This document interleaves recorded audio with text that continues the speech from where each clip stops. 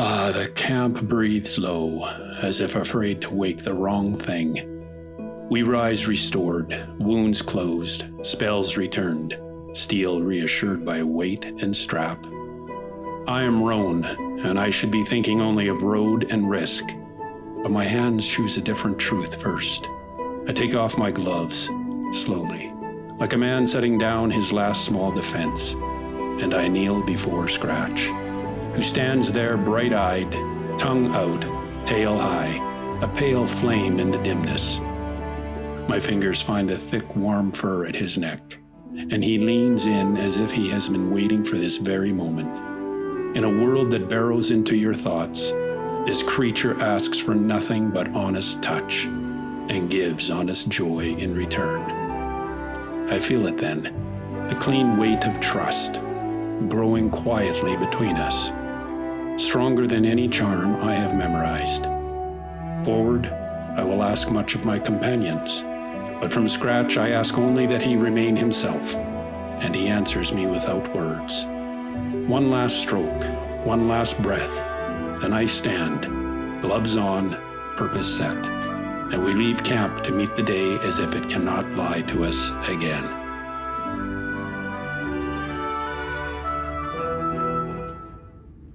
This is not a door. It is a wound in the earth. On the other side, either nothing waits, or something has been listening. We have one purpose: answers. Anything that points to a cure. I break the wall, and we go in.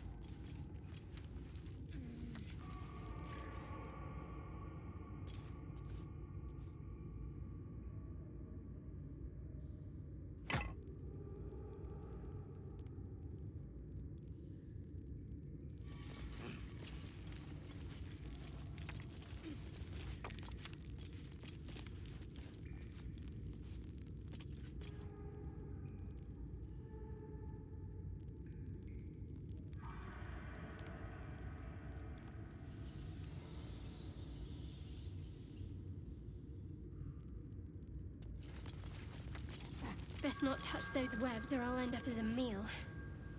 On the other side, the air changes. Stone sweats, light turns sour, and webs hang like silent warning signs. Survival stirs in my chest and tells me this place is fed by careless hands. Shadowheart speaks it plain. Do not touch them unless you want to be something's supper.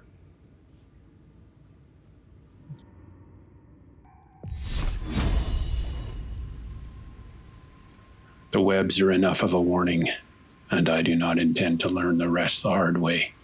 So I call my focus in, quiet and steady, and I put my faith where it can bite back.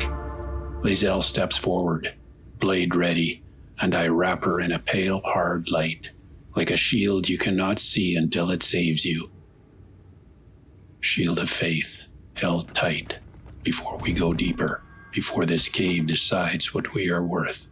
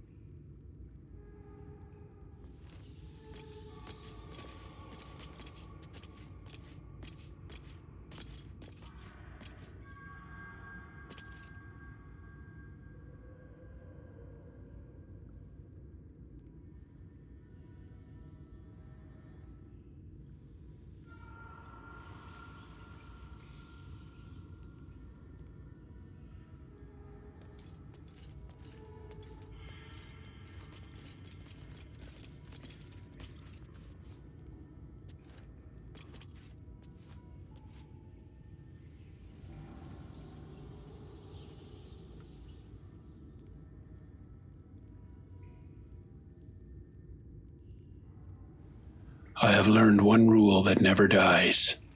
Go slow. Not because we are afraid, but because the dark rewards haste with teeth. I lift a hand, and the party stills, like flames pinched low. Patience. Crouch. Hide. Quiet. Eyes on the walls. Eyes on the floor. Eyes on the webbed air itself. We do not blunder forward here. We listen, and we move only when the stone allows it. The web is not decoration. It is a road, and roads work both ways, into the dark and out of it. Whatever lives here will use these threads like a bridge.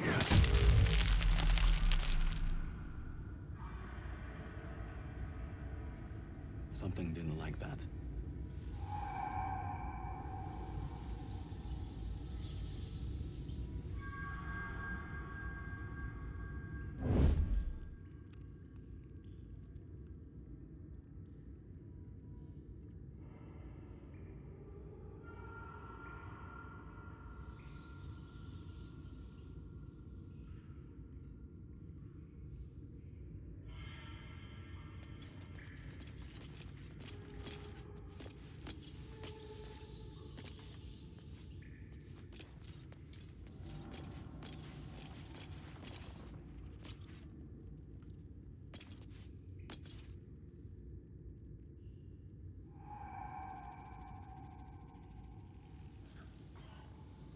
Patience pays, and the dark finally shows its hand.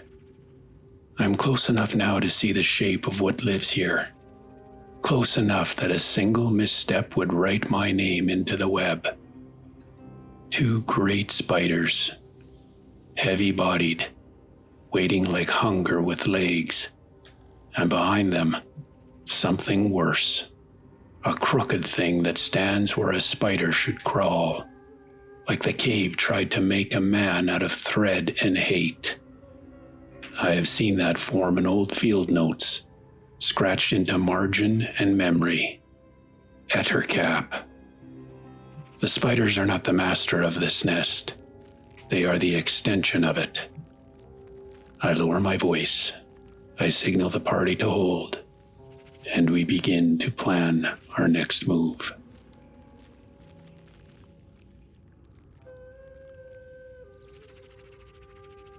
Below me, a cragged rock drops away into their level. A neat little path, like the cave is offering us a shortcut to our own funeral. I do not take it, not yet, but I mark it in my mind, because escapes are weapons too, and sometimes the way down is only meant for the way back up.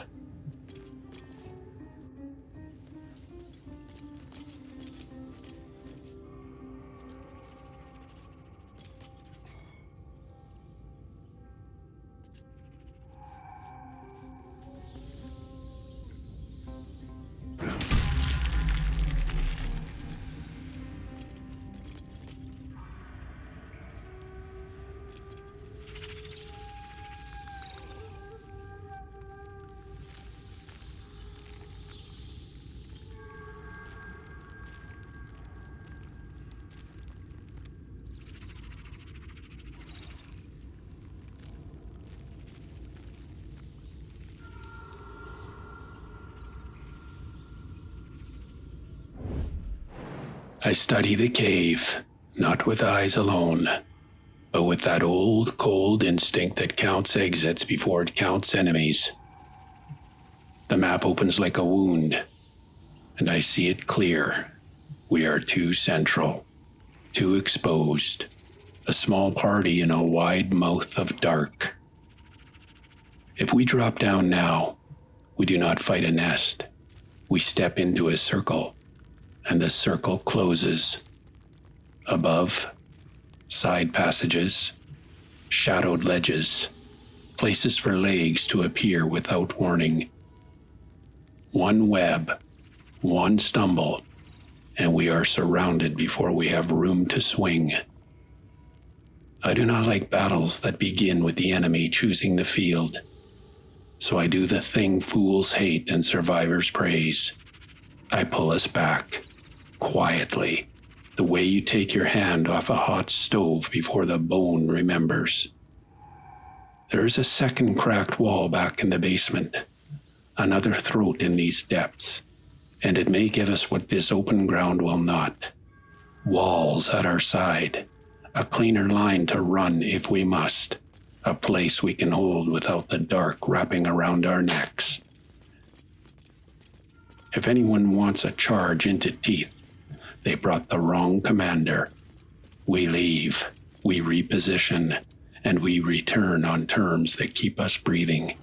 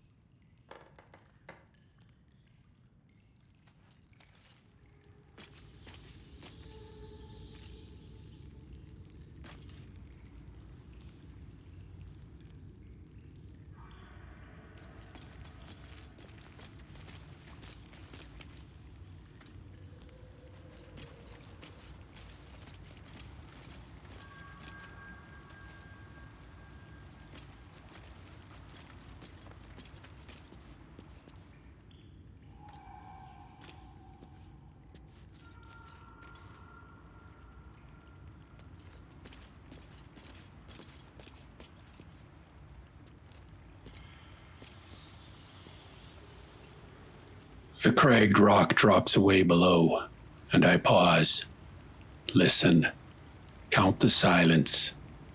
It seems clear enough for a quick descent, and I make my intent known with a single look. We are not hunting, we are scavenging. I am not looking for a fight down there. I am looking for something sharp, something useful. Anything that tips the scale when the web finally tightens. We go down lightly, we take what we can, and we come back up before the depths remember to breathe.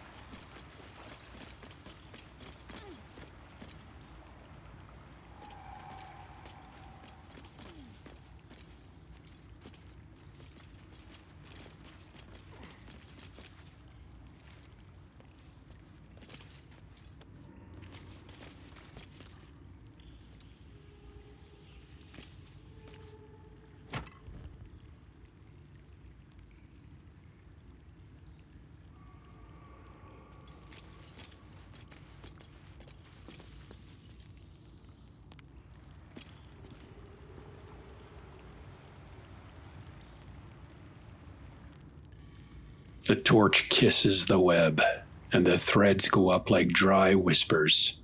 For a heartbeat, it feels clean, like we have cut one of the cave's strangling hands. Then the depth answers. The ettercap comes rushing to the edge, quick and certain, as if the fire has rung a bell only it can hear. So that is the truth of this place. The webs are not just traps, they are nerves. Touch them, burn them, break them, and the nest feels it immediately. I hold my breath and keep the party low, because now it knows someone is here and it is coming to measure us.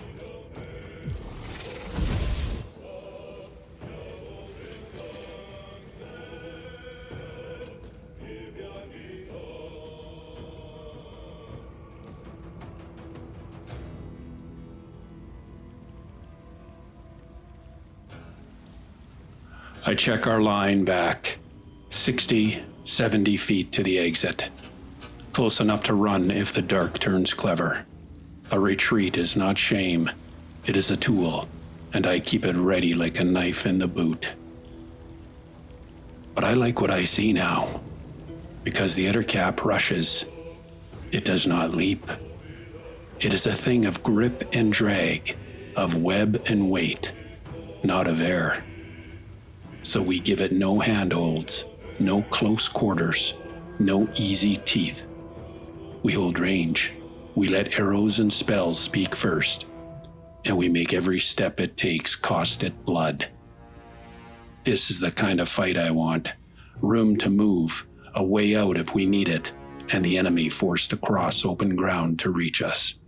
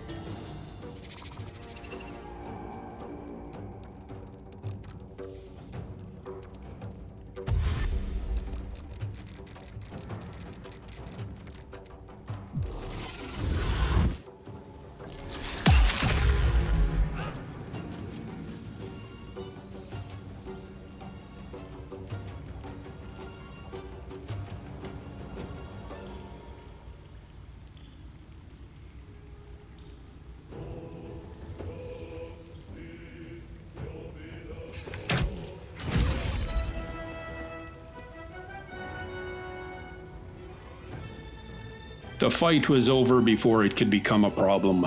We chose the ground, we chose the distance, and the Ettercap had no answer for it. It took our shots like a dull thought, unable to learn, unable to adapt, unable to escape. Asterion's aim set the tone, the rest of us merely sealed the result. One Nest Guardian down, and the depth still breathing, as if that was only the first test.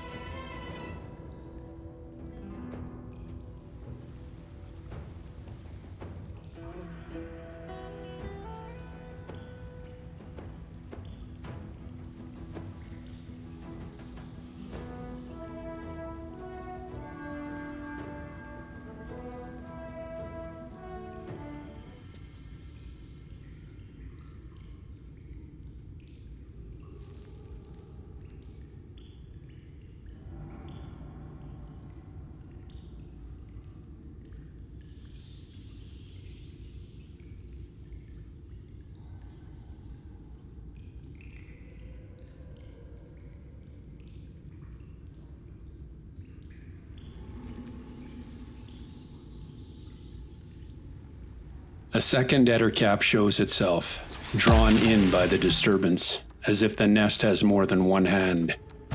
For a breath I consider clean solution. Lae'zel over the gap, steel in both hands. Ended up close. She would make quick work of it, I have no doubt. But this place is not built for honest duels.